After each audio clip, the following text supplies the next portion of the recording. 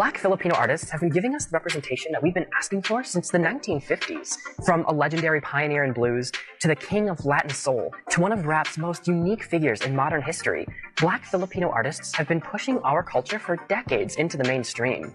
Today, we see them highlighting Filipino culture on late-night talk shows, mainstream magazines, and even naming songs after their favorite Filipino foods. But while Black Filipinos have been showing up for years, does the Filipino community do the same for them? So let's talk about Black Filipino excellence.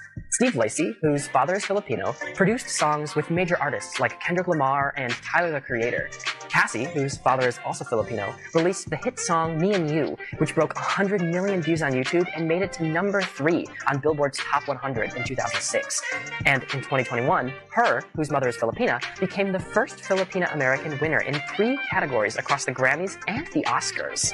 The real question is how we change the media's perception, and even our own, to include all Filipinos. We see that the celebrities we choose to claim as Filipino tend to look a certain way. Sometimes mestiza, sometimes lighter-skinned, while the Filipino-ness of Black Filipinos are sometimes disregarded. Being Filipino isn't limited to one experience, and being Black doesn't make you any less Filipino, which is why it's important to center inclusive representation. Take BobbieD of the Black Eyed Peas.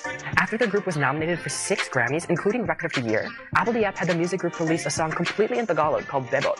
The Peas were at the top of their career, and people across the nation were chanting Filipino, Filipino because of the song. Today, Apple has dedicated his career to discovering new generations of Filipino artists, starting a scholarship fund and judging for The Voice Philippines. There, he discovered J. Ray Soul, another Black Filipino artist who now performs alongside the Black Eyed Peas. And the Black Eyed Peas origin story is closely linked to the Filipino community, as one of their first shows was at a Search to Involve Filipino Americans event, a Filipino non-profit organization based in Los Angeles' historic Filipino town. We wouldn't be the Black Eyed Peas if it wasn't for the foundation, if it wasn't for SIPA. And as we'll increasingly see how small and connected the Filipino community is, another mainstream artist also spent a part of her life in historic Filipino town, BobbieD.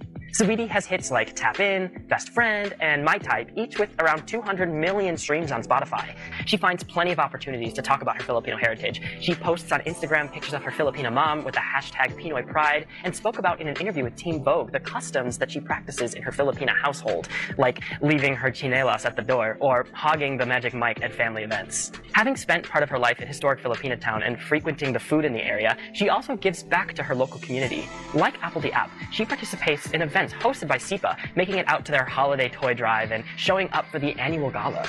So let's celebrate the rich culture that mixed Filipinos like Danny Brown, Toro Imwa, and BobbieD bring to the arts.